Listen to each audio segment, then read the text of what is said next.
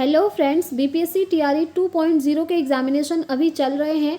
15 दिसंबर तक आपके एग्ज़ाम हैं और काफ़ी सारे एग्ज़ाम्स आपके हो चुके हैं और आप जानते ही हैं, साथ ही साथ आपके आंसर की भी आ जा रही है और आप लोगों ने आंसर की आई होप मैच कर ली होगी। मैंने आप लोगों को एनालिसिस भी करवाए थे सारे सब्जेक्ट्स के और हम बात करने वाले हैं कट ऑफ को लेकर। देखिए आपकी कट ऑफ क्या रहने वाली है, सारी चीज़ें मैं आपको डिटेल में बताऊँगी।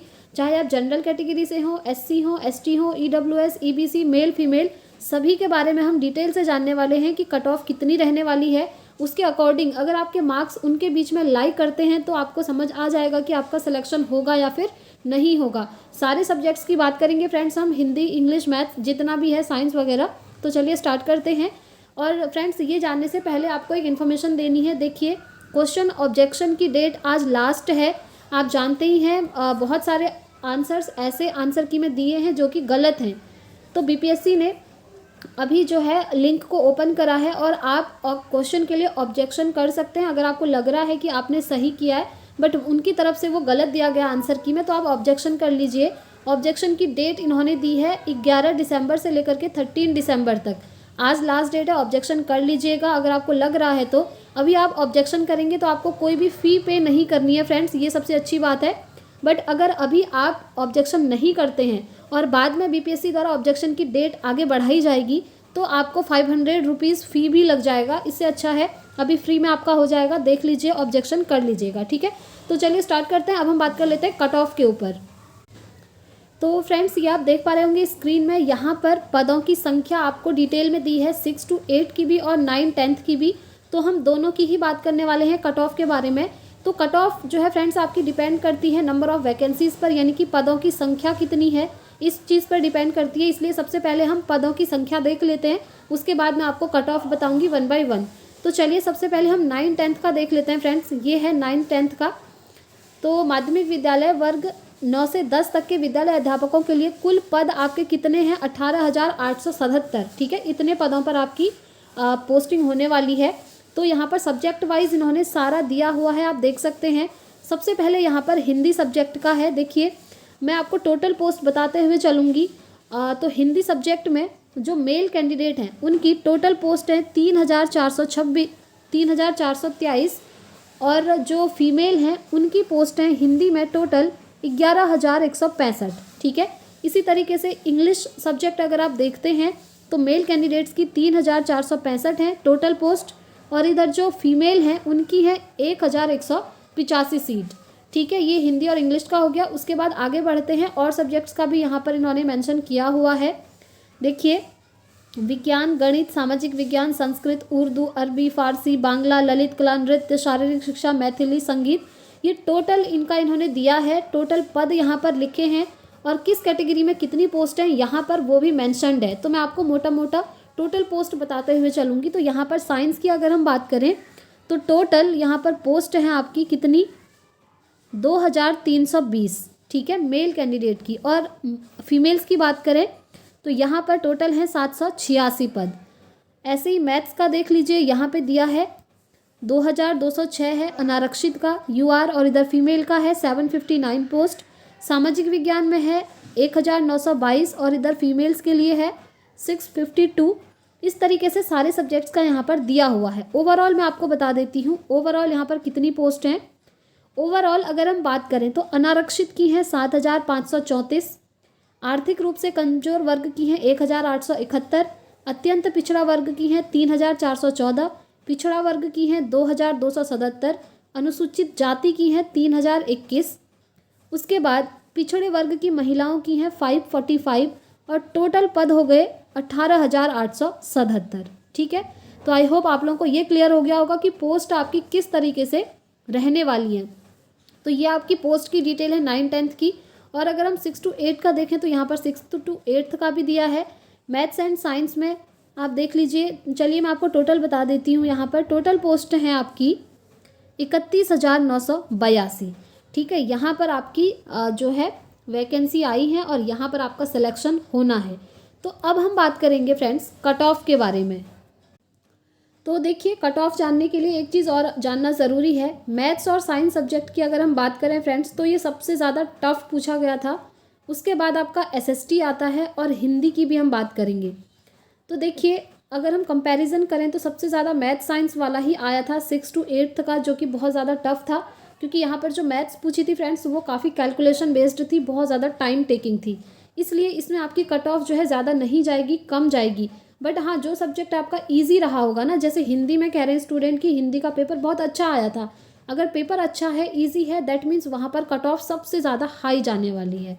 ठीक है, तो अगर 6 to 8 की मैं बात करूँ, मैथ्स और साइंस की अगर मैं बात करूं फ्रेंड्स अनरिजर्व्ड कैटेगरी की, तो वहाँ पर अगर आपके 68 प्लस मार्क्स हैं या 68 हैं तो आप सेफ हैं मैथ्स और साइंस के लिए। ठीक है, वहीं अगर एसएसटी की बात करें 6 to 8 के लिए अनरिजर्व्ड कैटेगरी में, अगर आपके 74 हैं या 74 प्लस हैं तो आप सेफ हैं, एकदम सेफ हैं। देखिए मैं हाईएस्ट कट ऑफ बता रही हूँ, इससे हाई कट ऑफ आपकी नहीं जाएगी, जाएगी तो 1-2 नंबर कम जा सकती है, बट इससे ऊपर नहीं जाएगी। नेक्स्ट है हिंदी। हिंदी में अनरिजर्व जनरल की अगर हम बात करें तो यहाँ पर सबसे ज़्यादा कट ऑफ रहने वाली है 75। अगर आपका इतना स्कोर है या 75 से ऊपर है देन आप सेफ हैं, क्योंकि हिंदी का पेपर ओवरऑल अच्छा आया था और सब्जेक्ट से। ठीक है, और वहीं अगर 9-10 की हम बात करें फ्रेंड्स, तो देखिए 9-10 में अगर आपने स्कोर किया है 70 से 75 के बीच में तो आप यहाँ पर एकदम सेफ हैं, ये चीज़ आप बिल्कुल मान करके चलिए। ठीक है, जो डिटेल चीज़ें हैं हर सब्जेक्ट का अलग अलग, वो मैं आपको नेक्स्ट वीडियो में बता दूंगी, बट यहाँ पर हम ये जान लेते हैं कि 9-10 में 70 से 75 के बीच में अगर आपके मार्क्स हैं तो आप सेफ हैं। और 6 to 8 का जो है वो मैंने पिछली वीडियो में भी आपको डिटेल में बताया था, यहाँ भी मैंने अभी आपको डिटेल में बता दी हैं चीज़ें। वैसे मैं आपको एक बार फिर से PDF दिखा देती हूँ जहाँ से आपको 6 to 8 का डिटेल में पता चल जाएगा कि किस सब्जेक्ट में कितने मार्क्स पर आप एकदम सेफ हैं और हर कैटेगरी का। तो चलिए दिखाते हैं। तो ये है फ्रेंड्स 6 to 8 का साइंस का, आप देख सकते हैं कट ऑफ क्या रहने वाला है, आप देख लीजिए, इसका स्क्रीनशॉट आप अपने पास रख सकते हैं जिससे आपके पास आइडिया आ जाएगा। तो देखिए जनरल की अगर बात करें, जनरल की ही सबसे ज़्यादा हाई कट ऑफ जाने वाली है। अगर आपके जनरल में 68 या इससे ऊपर है देन आप सेफ हैं। ठीक है, एंड अदर कैटेगरीज की आप लिस्ट देख लीजिए, इतना आपका कट ऑफ रहने वाला है। नेक्स्ट हम देख लेते हैं एसएसटी का 6 to 8 के लिए। तो देखिए एसएसटी में आपकी कट ऑफ जैसा कि मैंने आपको बताया 74 या इससे ऊपर अगर हैं तो आप सेफ हैं, और सबसे ज़्यादा कट ऑफ जनरल की ही जाती है, आप जानते ही हैं। उसके बाद जो अदर कैटेगरीज़ की हैं, ये मेल की हैं, ये फीमेल की हैं, ये आप देख लीजिए, आप स्क्रीनशॉट भी रख सकते हैं। नेक्स्ट अब हम बात कर लेते हैं हिंदी सब्जेक्ट की। तो देखिए फ्रेंड्स ये है हिंदी सब्जेक्ट 6 to 8 के लिए। यहाँ पर जनरल की कट ऑफ मैंने आपको बता भी दिया है कि 75 या 75 प्लस है तो आप एकदम सेफ हैं, और इतनी ही कट ऑफ इसमें जाने वाली है, इससे ज़्यादा नहीं जाएगी।